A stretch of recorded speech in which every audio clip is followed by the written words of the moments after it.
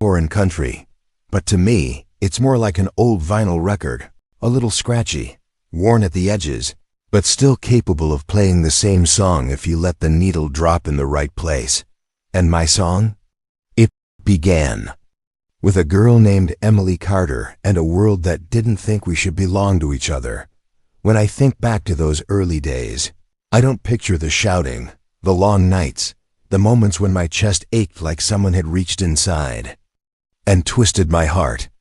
I picture sunlight, sticky Georgia sunlight, spilling through the windows of Frank's diner, bouncing off her hair, turning her into something half real, half-dreamed. The summer of 2011, I was 23. I worked construction during the day, pouring concrete, swinging hammers, and baking in the kind of heat that left you too tired to think straight by the time you clocked out. At night, I took drafting classes at the community college.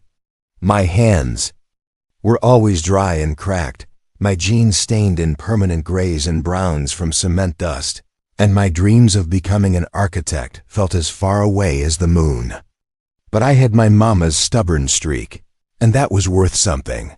Frank's Diner was my hideaway, a place that smelled like home even though I'd never lived there. It was the kind of joint where the booth squeaked when you slid in, where sweet tea came in mason jars, and where everyone got called Hun, whether you were a regular or just passing through. A handwritten menu hung on the wall in smudged chalk, and there was always a plate of fresh pecan pie cooling behind the counter. That day, the sun had been merciless, the air thick enough to chew. I pushed open the door to Frank's and let the blessed cold of the AC wash over me. The place was nearly full, the air buzzing with conversation and the occasional sizzle from the grill. The smell of fried catfish, collard greens, and cornbread wrapped around me like a welcome blanket, and that's when I saw her. Emily was sitting alone at the booth by the front window. Her blonde hair caught the sunlight like it had been waiting all day just for her to show up. She had a small leather notebook open in front of her and was writing, her pen moving quick and sure. Her lips were pursed slightly, her eyes narrowed in concentration, like she was balancing somewhere between thought and dream. She didn't look like someone who belonged in Frank's, and I don't mean that in a bad way. She had the kind of clean, easy polish you usually saw in the coffee shops near the university, the kind that charged $5 for a latte and played indie music I couldn't name. But there she was, in a place where coffee came in chipped white mugs and nobody gave a damn if the sugar jar lid didn't match. I didn't stop to think. Maybe it was because every other booth was full. Maybe it was because something about her made the room feel different. Or maybe it was just one of those gut instincts I've learned never to ignore. Mind if I sit here? I asked, nodding toward the seat across from her. She looked up, startled for just a heartbeat, and then she smiled. It wasn't a big smile. More like one of those small, cautious ones you give a stranger before you decide if they're safe. "Sure," she said, gesturing toward the seat. Her voice had this light, lilting quality to it. She didn't rush her words, but she also didn't hang on to them like she was afraid to let them go. We started with small talk, the heat wave, Atlanta traffic, how the ceiling fan above us sounded like it was one hard breeze away from giving up entirely. When she asked what I did for work, I told her about construction. Her eyes lit up in a way I didn't expect. "So you build things," she said, leaning forward slightly. "That's kind of romantic," I laughed. "Most folks don't put concrete and romance in the same sentence." "Well," she said, her smile deepening, "most folks are boring." That made me grin. When I asked about her, she told me she was studying journalism at Georgia State. The way she talked about writing, like it was oxygen, like it was how she made sense of the world, pulled me in. She wanted to tell stories that mattered, the kind people try to ignore. That line stayed with me. I didn't know then just how much it would matter to her, to me, to us. Halfway through our conversation, Ruby, the waitress who'd been working at Frank's since before I was born, came over with 2 menus. "What can I get y'all?" she asked, looking between us with that half-smirk she saved for customers she thought might be on a date. Emily glanced at me, waiting. I ordered the fried catfish with hush puppies. She went for the grilled chicken. Sandwich. Ruby scribbled the orders down and shuffled off. We talked until our food came. The conversation easy but not shallow.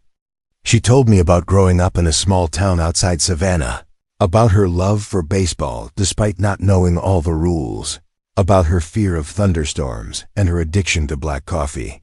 I told her about my mama's cornbread, my dream of designing buildings that would still be standing 50 years from now, and the time I accidentally dropped a cinder block on my own foot. When Ruby brought the plates, Emily thanked her like she'd just been handed gold. That stuck with me, the way she made people feel like they mattered, even when they were just doing their job. We lingered over lunch. The diner slowly emptied as the afternoon crowd thinned.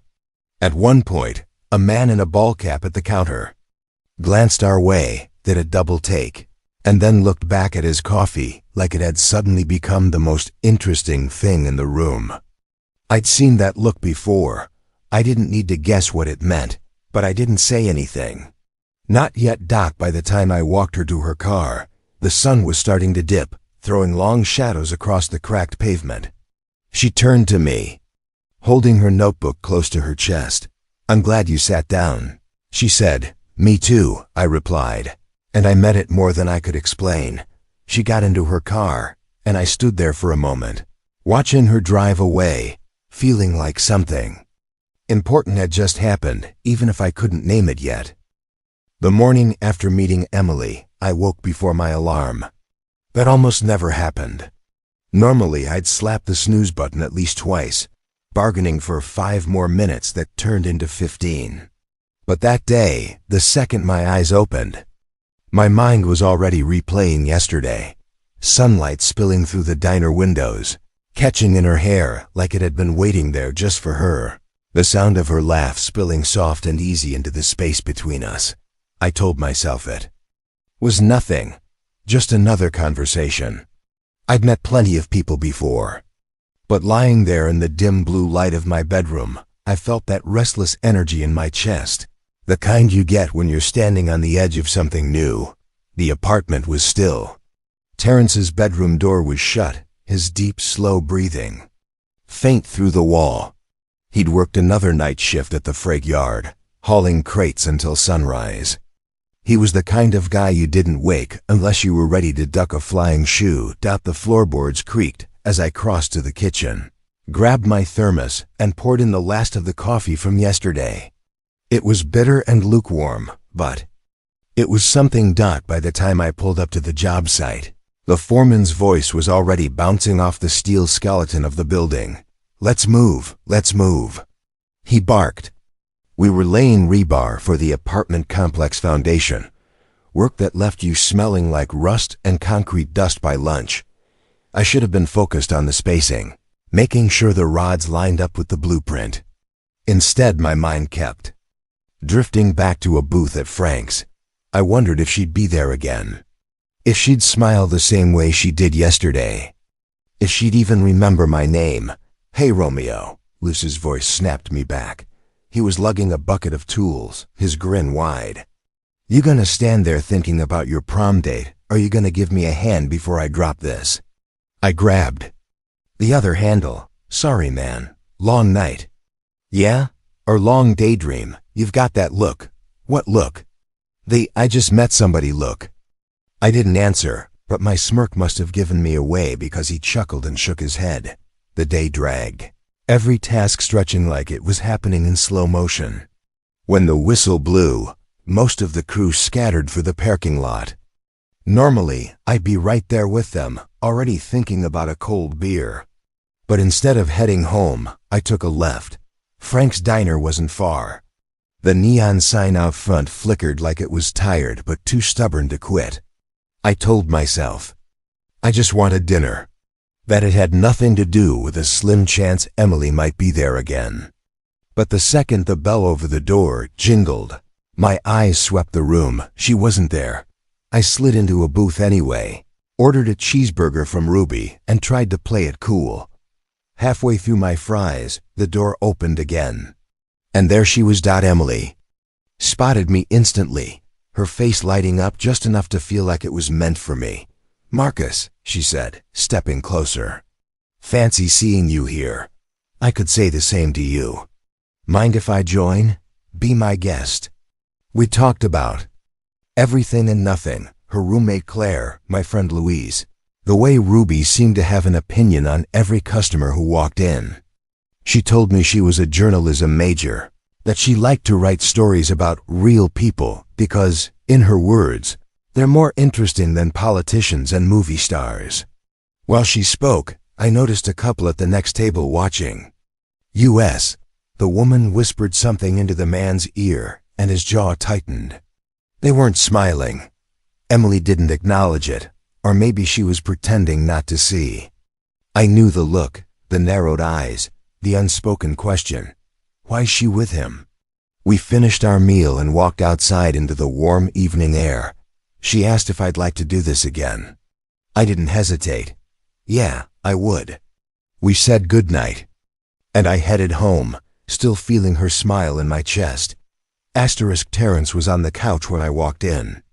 Feet up, a beer in hand, a basketball game flickering on the TV. "You're out late for a work night," he said without looking away from the screen. "Stop for dinner." "Dinner, huh?" He smirked. "You mean her?" I froze halfway. "To the fridge." "What do you mean, her?" He finally looked at me. "Luce texted me, said you were all spaced out today. Said it looked like you had your head somewhere else. And judging by your face right now, I'm guessing it was sitting across from you at Frank's." I shook my head but couldn't hide the grin. "Her name's Emily." Terrence took a slow sip. "Emily, and I'm guessing she's white?" I set the beer down harder than I meant to. "Yeah, so what?" He raised both hands. "Relax. Man, I'm just saying. This town isn't exactly—" He stopped, searching for the right word. "Forgiving. I know. You think you know. But people look at you sideways now. Try dating across that line. They'll have something to say, might not say it to your face, but you'll feel it." I thought about the couple in the diner. I can handle it. Terrence gave me that look, part skepticism, part brotherly concern. "Just be careful." I didn't hear this part until later, but that same night, Emily had walked into her apartment to find Claire on the couch, surrounded by textbooks and empty coffee cups. "You're late," Claire said without looking. Was at Frank's," Emily said. "With who?" "Marcus." Claire's eyes flicked up, curious. "Marcus?" Emily smiled. "The guy I met yesterday, works construction. He's—" She paused, choosing her words. "Really easy to talk to." Claire's brows lifted. "Is he black?" Emily froze for half a second, caught off guard. "Yeah, why?" Claire shrugged, pretending to go back to her textbook. "No reason, just, you know how some people are around here." Emily's voice cooled. "I know, and I don't care." 2 evenings later, Emily and I grabbed coffee from a little shop downtown. It was one of those places with exposed brick walls and Edison bulbs hanging from the ceiling, trying a little too hard to be hip. We were sitting by the window, laughing about a playlist the barista had on, half old country, half 90s R&B, when a man in a suit walked in. He glanced at us as he passed. I recognized that glance. The slow up and down, the lingering look at our hands on the table, the faint narrowing of his eyes. Emily must have felt it too, because her laughter faded. Neither of us said anything for a minute. Then she leaned in, her voice low. "Does it ever bother you, the looks?" I met her eyes. "It used to. Now I just get tired of it. But I'm not gonna let it decide who I sit with, or who I see." Her smile returned, faint but real. "Good, me neither." The Saturday after Emily and I had our second coffee date, the town was buzzing about the Pine Grove Summer Fair. It was one of those small-town events that popped up in Georgia every year without fail, rows of food trucks lined along the old baseball field, a Ferris wheel with flickering lights, kids running wild with snow cones, and the faint hum of a country band playing covers from a plywood stage. I'd been going to that fair since I was a kid. My mama used to bring me and my sisters give us $10 each and tell us not to spend it all on funnel cake. It smelled like grease, kettle corn, and the sweet tang of barbecue smoke, all wrapped in thick summer air that clung to you like syrup. Emily had never been. When I suggested it over the phone, she'd hesitated for a second, not because she didn't want to go, but because she knew it meant we'd be out together, in public, in broad daylight. No hiding in quiet corners of Frank's Diner or dim coffee shops. Still, she said yes. And when I pulled up outside her apartment, she came down the steps wearing denim shorts, a white tank top, and a pair of red Converse that looked like they'd walked straight out of a 90s music video. "You're staring," she teased as she slid into the passenger seat. "Just taking inventory," I said. "So I know exactly how good I've got it." The fairgrounds were packed when we arrived. I paid the parking guy, a retired vet who recognized me from high school football, and we started toward the entrance. Emily's hand brushed mine. Once, twice, and then she slid her fingers between mine without a word. That small gesture sent a warm thrum through my chest. It should have stayed perfect. We wandered past booths selling handmade leather belts, racks of vintage vinyl, and a woman painting children's faces with glitter and rainbows. Emily wanted to try a fried Oreo, so I bought us a paper tray of them, powdered sugar floating up like smoke as we walked. She laughed when the sugar stuck to my shirt and brushed it off with her fingertips. It felt easy. We ended up by the ring toss where I blew 3 tries in a row. Emily stepped up, handed the man 2 tickets, and like something out of a corny rom-com, landed the bottle on her first throw. She picked a stuffed armadillo from the prize rack and handed it to me. "For your truck dashboard," she said. With a smirk, we were just about to head toward the Ferris wheel when it happened. A group of men, mid-30s, ball caps pulled low, came walking past. One of them slowed, looked at us, then smirked at his friends before turning back to me. "Didn't think brothers shop for blondes out here," he said, loud enough for anyone nearby to hear. It was like the whole noise of the fair dimmed. For half a second, my chest tightened, my jaw locked, but I didn't say anything. Emily stiffened beside me. Another one chimed in, eyes flicking over Emily like she was property. "Careful, man. That type comes with family complications." There. Laughter was short, mean, and sharp. Emily's hand tightened around mine. I could feel her pulse racing, and I knew mine was doing the same. 100 comebacks buzzed in my head, but I also knew exactly how things could go if I took the bait in a public place, surrounded by strangers with her standing beside me. "Keep walking," I muttered, mostly to myself. The first man grinned, like he'd won something, and they moved on, their voices fading into the crowd. I could feel Emily watching me, her brow furrowed. "Marcus, it's fine," I said, though my voice didn't sound like me. "It's not fine." She stepped in front of me, forcing me to stop. Her eyes were sharp now, a little glassy. "You shouldn't have to swallow that." "I shouldn't have to hear it, but I'm not. I'm not going to let them scare me off." I wanted to pull her close right then, but we were still in the middle of the fair.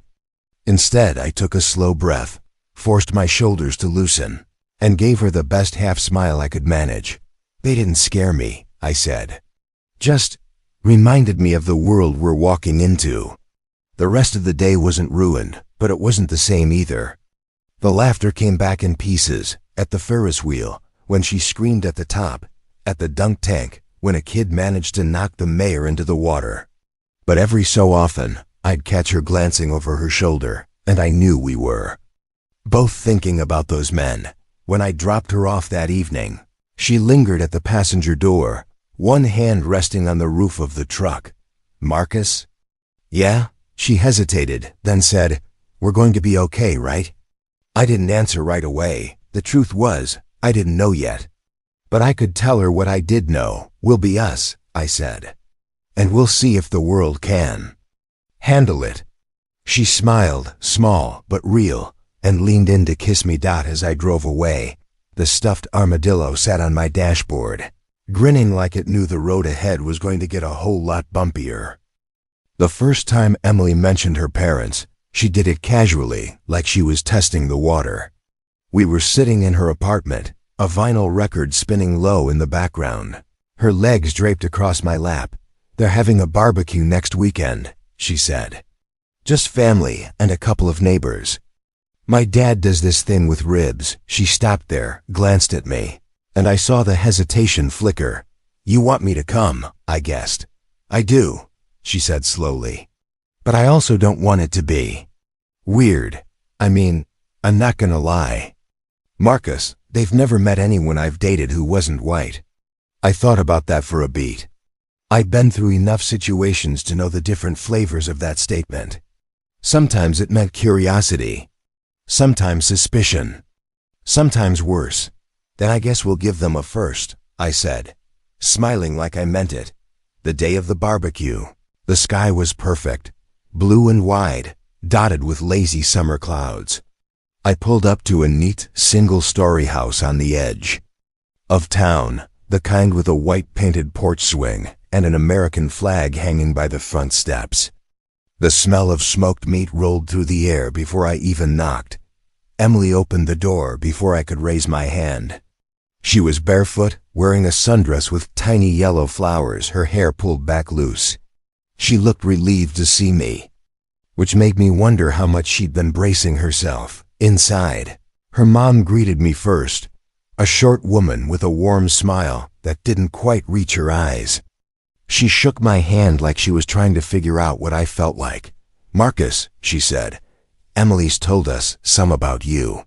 Only good things, I hope," I said. She gave a polite little laugh and led us toward the backyard. Her dad was out by the grill, tongs in one hand, a beer in the other. Tall, sun-reddened skin, a ball cap that had seen better days. He looked me up and down, then nodded once. "Marcus," he said. No handshake, no smile. "Sir," I replied. The yard was already filling up. Two of Emily's cousins were tossing a football. An older man, I assumed, was her uncle, was setting out plates on a picnic table.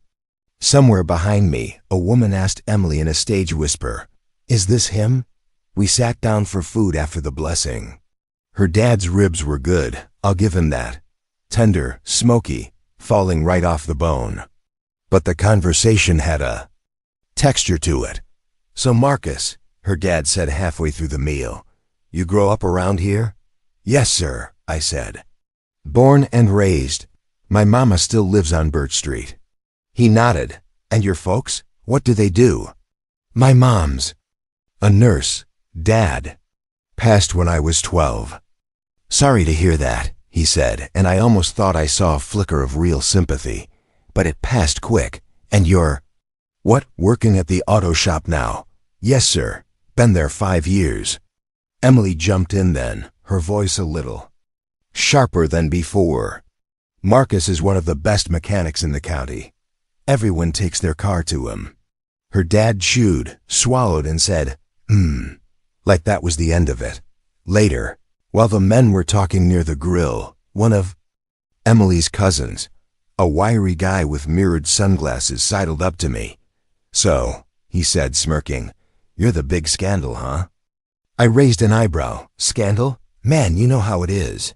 Small towns, people talk. Never thought I'd see Emily bringing home someone like you." I stared at him for a second, debating if he wanted a laugh or a fight. Finally, I said, "Guess you need to get out more." He chuckled, but there was an edge to it. "Just saying. Hope you're ready for all the noise." Folks here got long memories. I didn't bother answering. I just walked away. When it was finally over, Emily and I slipped out to my truck. The moment we shut the doors, she exhaled like she'd been holding her breath all day. "I'm sorry," she said. "You don't have to apologize for your family." I do when they act like that, she said. My dad, he's not a bad person, Marcus, but he's stuck in his ways. And my cousin's just a jerk. I looked at her, and I could tell she was torn, embarrassed, angry, maybe even ashamed. They don't scare me, I said quietly. But I'm not gonna pretend I didn't hear it. Her hand found mine on the gear shift. I'll handle it, she said. I didn't know exactly what she meant by that, but I nodded. The Monday after the barbecue, I was at the shop changing brake pads when Travis, a guy I'd worked with for years, leaned against the lift and said, "So, you and Emily Bennett, huh?" I didn't look up. News travels fast. He shrugged. Small town. You two were at the fair. Then her dad's cookout. Folks are talking. Let 'em. Travis hesitated. You know it's not all friendly talk, right? I stopped working and met his eyes. You telling me something I don't already know? He held up his hands. Hey, I'm just saying. I've seen this before. Sometimes it gets messy. That week, Emily told me her phone had been buzzing nonstop. Not from strangers, from friends. One text read, "You're really doing this?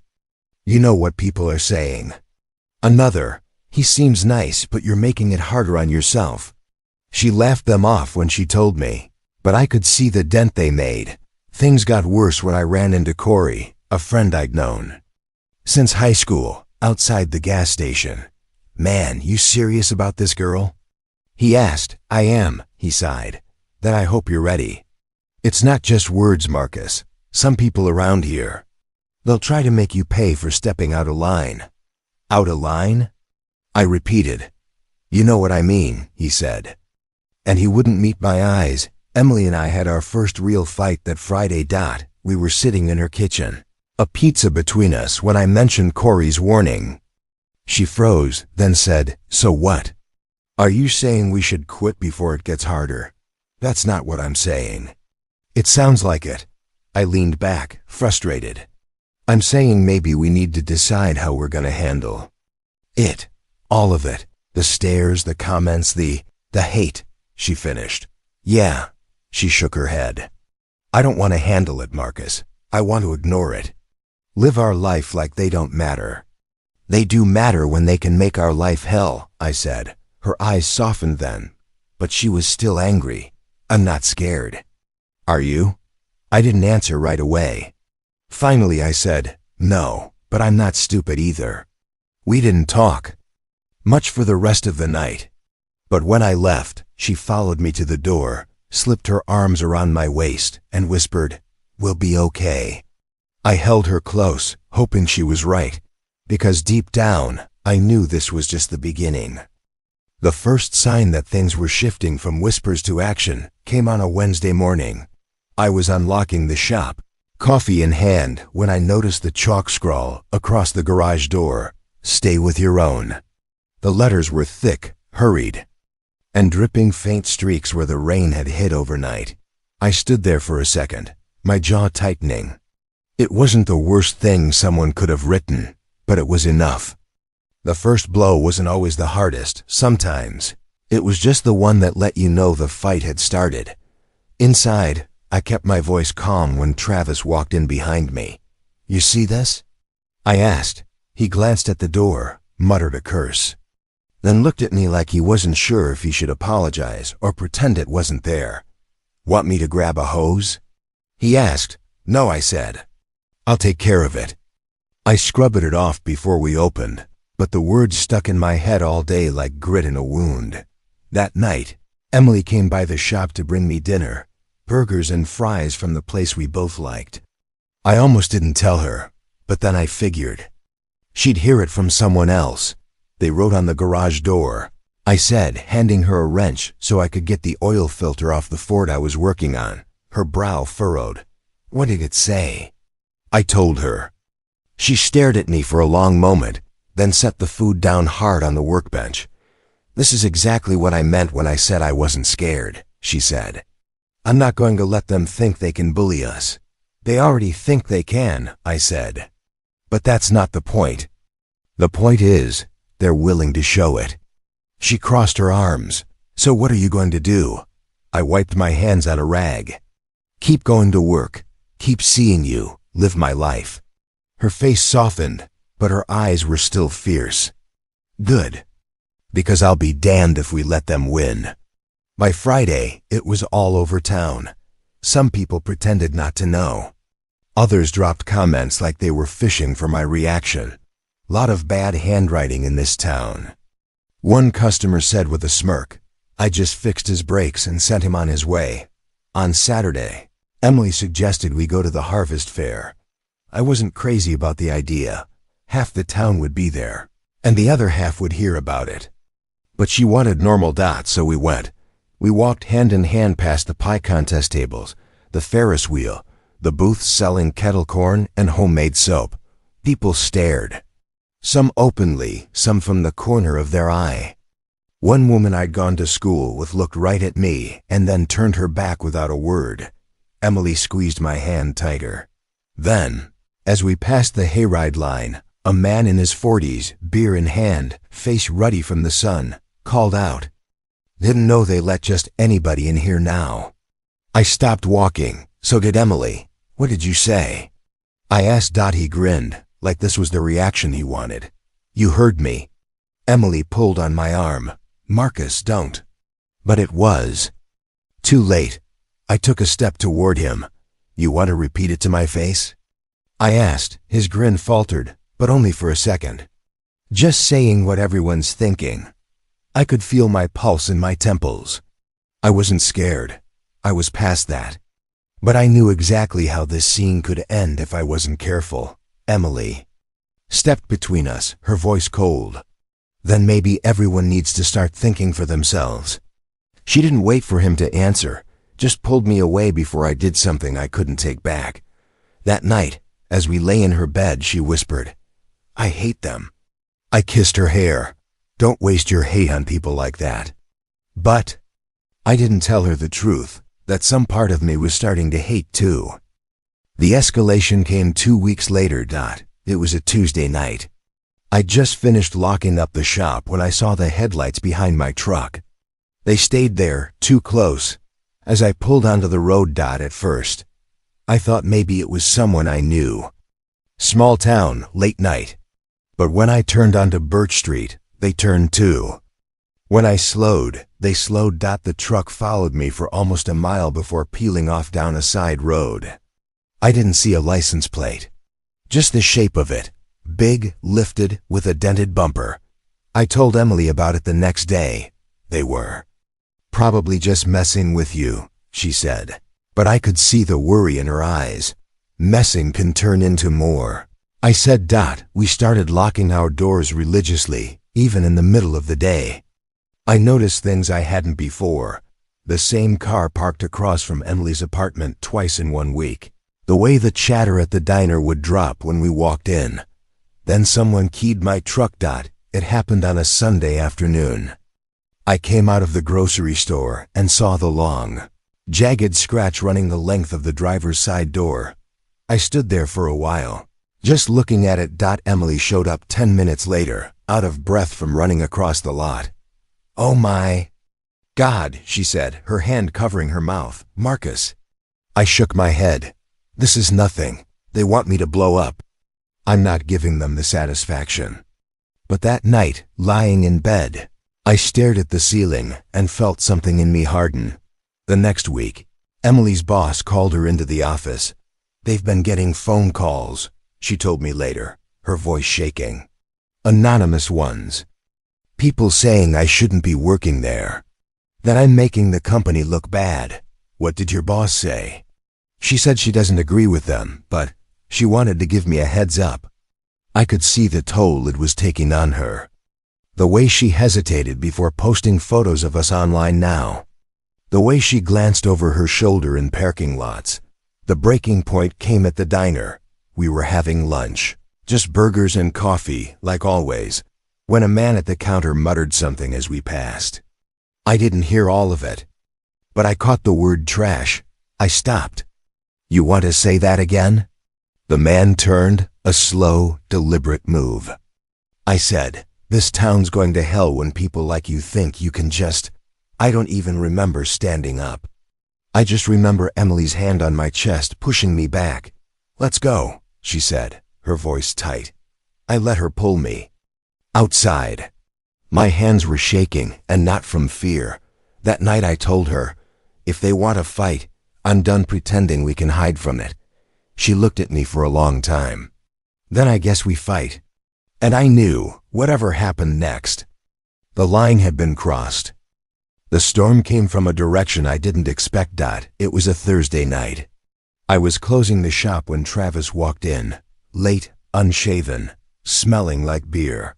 That wasn't unusual for him after hours, but his eyes wouldn't meet mine. "You good?" I asked, tossing the rag on the bench. He rubbed the back of his neck. "I need to tell you something." I leaned on the counter. "All right." He looked like he was weighing whether to say it at all. "I was at Jake's last night. You know, the bar." "Yeah," I said, cautious now. "There were a couple of guys there. Tucker and some of his crew. They were talking about you. About Emily, saying you think you're better than everyone, that you're pushing your luck." I didn't move, just watched him. And I didn't say anything," he swallowed. "Hell, I even laughed at one of their jokes." The words sat in the air between us. Heavy, ugly. "Why are you telling me this now?" I asked. "Because," he sighed, "they're planning something. Don't know what exactly, but Tucker said you're gonna learn your place soon." Something in my chest tightened. "And you just stood there." "I know," he said, eyes on the floor. "I'm sorry, man. I was drunk." "I know," I said, my voice flat. "You were sober enough to make a choice." He winced. "I came here to warn you." "You came here to clear your conscience," I said. "That's different." He opened his mouth, then closed it. Finally, he turned and walked out without another word. That night I sat in Emily's apartment and told her what happened. She paced, hands running through her hair. "So what does that mean? Are they going to come after you?" "US? I don't know," I said. "But if Travis is telling the truth, they're past the talking stage." She stopped pacing. "We need to tell someone." "Like who?" I asked. "The sheriff?" Half his cousins were probably at that bar. Her shoulders slumped. "So what do? We stay alert, and we don't back down." She came over and sat beside me. "Marcus, if anything happens to you," I took her hand. "Nothing's going to happen to me." But even as I said it, I wasn't sure I believed it. The next day, the first sign came, a brick through the shop window.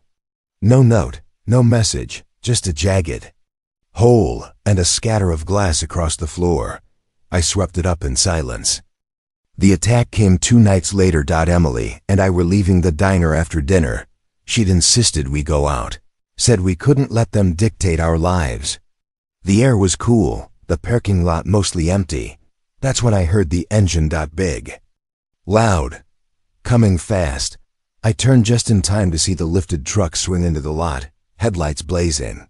It roared toward us, swerving at the last second, spraying gravel at our legs. I pulled Emily behind me, heart pounding. The truck skidded to a stop, and I could make out 3 figures inside. The driver leaned out the window. "Tucker." "Of course. Evening, Marcus," he drawled. "Out with your little girlfriend?" I stepped forward. "You've got something to say it to my face." He grinned, mean and lazy. "I just said it." The guy in the passenger seat laughed. The third one, younger, maybe a cousin, just stared. I could feel Emily's hand clutching my arm. "Marcus, let's go," she whispered. I didn't move. "You're real brave in a truck with your buddies." Tucker's smile vanished. "You think you belong here? You don't. And if you don't get that through your head, maybe we'll help you along." The truck lurched forward, stopping inches from my knees. That's when I realized they weren't just trying to scare me. They were testing how far they could go. I stepped back, pulling Emily with me. "Go home, Tucker. Before you do something you can't undo." For a moment, no one moved. Then Tucker spat out the window and gunned the engine, tires squealing as they tore out of the lot. Emily was shaking as we got in my truck. "They're not going to stop," she said. "I know." "Then what are we going to do?" I started the engine. "We fight back our way." The next morning, I called a friend in the city, a lawyer, told him everything. He said we needed documentation, evidence, witnesses if possible, sunlights. "The best disinfectant," he told me. "You put this out in the open, it's harder for them to hide." I didn't like the idea of dragging Emily into a bigger spotlight, but we didn't have many options left. 2 weeks later, we made our stand. Emily and I agreed to go public. A local reporter who'd been covering small-town politics for years agreed to interview us. She wasn't afraid to stir trouble when trouble needed stirring. The article ran on a Wednesday. Full names. Full story.